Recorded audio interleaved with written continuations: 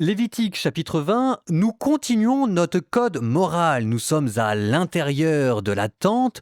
La religion se fait plus spirituelle, plus morale, avec toujours cet enchevêtrement de lois magnifiques et de lois bizarres. Mes notes et mes commentaires du Lévitique disent que le chapitre 20 que nous allons écouter est lui consacré aux péchés graves. Et ça, on le sait parce que vous verrez qu'il est question de mise à mort et que donc il est question de sujets graves. J'attire votre attention au passage sur la structure concentrique. On va d'abord parler des péchés contre la religion, puis exhortation à la sainteté, péché contre la sexualité, puis à nouveau exhortation à la sainteté et à nouveau péché contre la religion. Et ce qui vous met au cœur de tous ces péchés-là, la sexualité, est derrière la question de la conjugalité. Je suis d'accord pour dire que le lien n'est pas toujours évident, mais je vous exhorte à aller jusque-là dans votre lecture.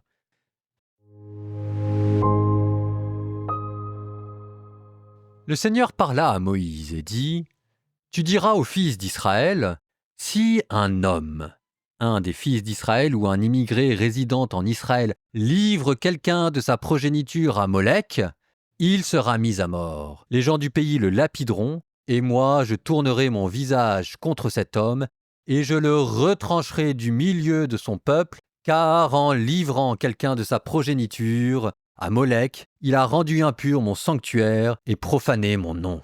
Si les gens du pays ferment les yeux pour ne pas voir cet homme livrer quelqu'un de sa progéniture à Molech et ne le mettent pas à mort, moi je tournerai mon visage contre cet homme et je le retrancherai du milieu de son peuple, car en livrant quelqu'un de sa progéniture à Molech, il a rendu impur mon sanctuaire et profané mon saint nom. Si les gens du pays ferment les yeux pour ne pas voir cet homme livrer quelqu'un de sa progéniture à Molech et ne le mettent pas à mort, moi je tournerai mon visage contre cet homme et contre son clan, et je les retrancherai du milieu de leur peuple, lui et tous ceux qui, avec lui, se seront prostitués à la suite de Molech.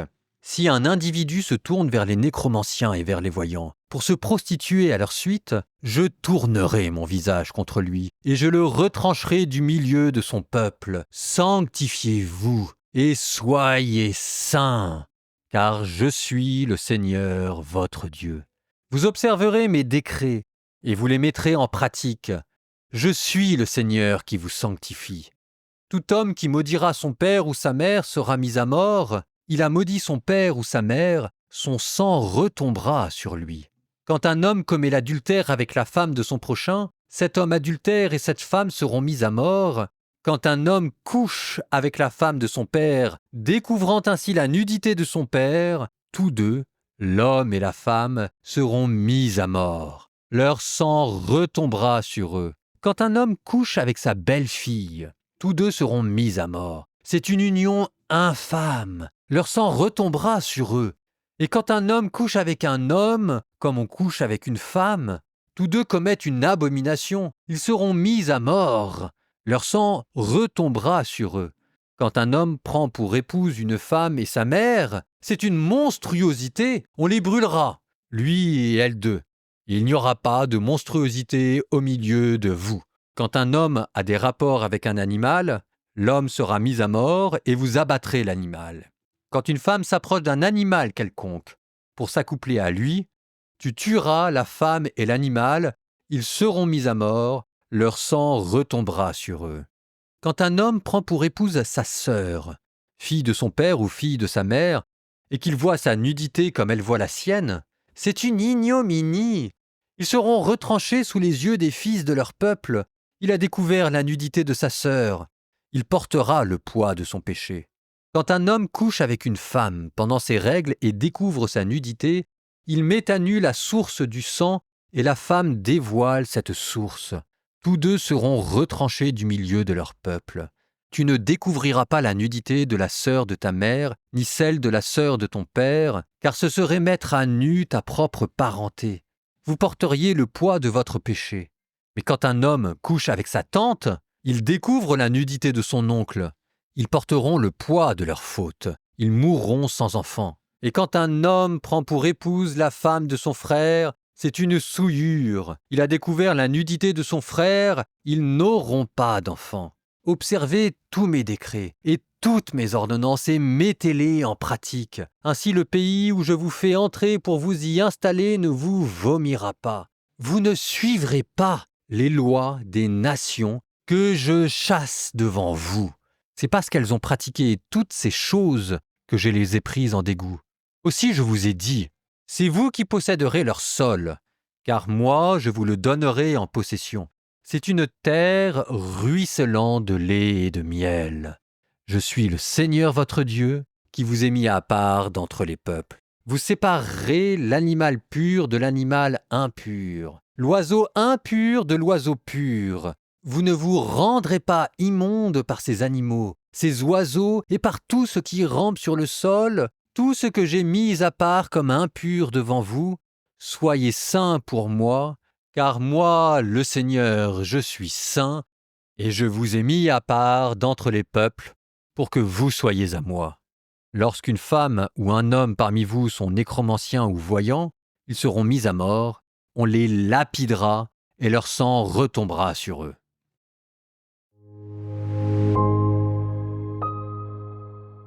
Vous sentez que maintenant, dans le Lévitique, il est plus simplement question de sacrifice personnel et d'une vie individuelle, mais il est question de la communauté. À travers ces questions de sexualité, c'est la famille, de religion, c'est la question aussi de se démarquer des autres rites païens. Ici, ce qu'on vous rappelle, c'est qu'au niveau politique, vous avez quand même deux choses qui sont importantes, c'est la religion et c'est la famille. La famille qui, d'après le catéchisme de l'Église catholique, d'après la doctrine sociale, est la cellule de base.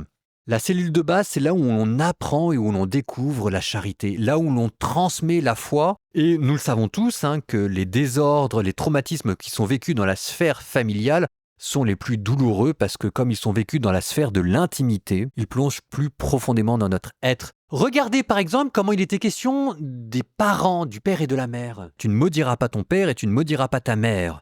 Pour vous dire à quel point cette phrase est importante, c'est exactement celle-là que reprendra Jésus quand il aura des démêlés avec les pharisiens pour montrer là où se trouve le cœur de la religion.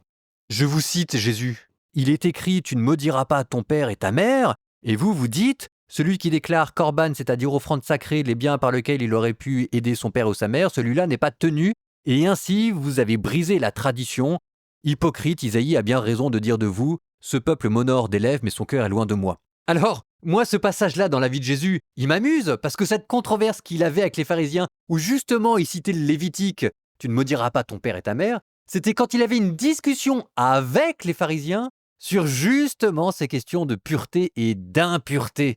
Qui l'eût cru ? Ce passage, en fait, il vous montre pour Jésus où se trouve le cœur de l'impureté et de la pureté dont il n'a pas été cessé d'être question dans le Lévitique. Eh bien, il se trouve dans le fait d'honorer son père et sa mère. C'est déjà une lecture plus spirituelle, reprise du Lévitique à travers le décalogue. C'est pas simplement la nourriture ou les sacrifices, c'est que c'est là vraiment où ça se passe. Tu ne maudiras pas ton père et ta mère, tu les aideras. Voilà celui qui accomplit la religion, voilà celui qui est pur devant Dieu. Alors maintenant, je reviens à notre Lévitique, au passage qu'on vient d'entendre, sur tous ces longs développements sur les questions de sexualité.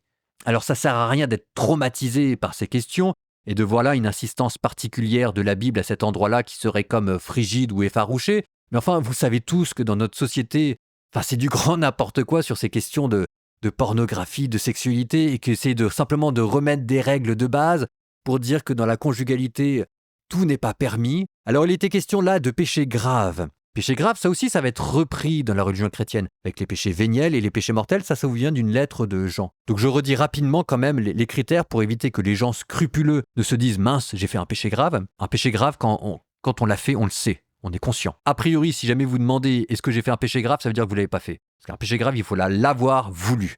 Donc un péché grave, c'est un péché qui contrevient de manière formelle et grave aux 10 commandements, par exemple un meurtre, qui est fait en pleine connaissance de cause et qui est fait volontairement. Bon, ça, c'est les péchés mortels. Sur toutes ces questions-là, vous sentez que le Lévitique commence à poser quelques jalons, mais que c'est confus encore. Bon, voilà, les choses ont le droit d'être confuses. Vous sentez derrière l'idéal, c'est ce qu'on avait dit, l'idéal d'amour fraternel qui commence à s'exprimer, de purification de la religion qui commence à s'exprimer aussi, alors qu'au début, on était parti en lisant le Lévitique pour un effroyable manuel de boucherie qui nous disait comment dépecer les bêtes et comment les offrir en fumée dans un barbecue géant qui s'appelle l'hôtel des Holocaustes. Vous voyez comment la spiritualité de la Bible, ça c'est quelque chose. Nous terminons par une prière. Seigneur, nous te confions toutes les familles. Nous te confions toutes les personnes qui luttent pour la chasteté. Nous te demandons, Seigneur, à tous de donner la force de rester purs devant ta face. Nous te demandons, Seigneur, pour tout le monde la grâce de la fidélité. Et nous te demandons, Seigneur, que les époux et que les épouses puissent grandir et s'aimer davantage. Seigneur, que notre prière devant toi réussisse au moins ceci, qu'elle mette un peu plus d'amour dans les foyers que tu as bénis. Et vous, que Dieu qui est tout-puissant vous bénisse, le Père, le Fils et le Saint-Esprit.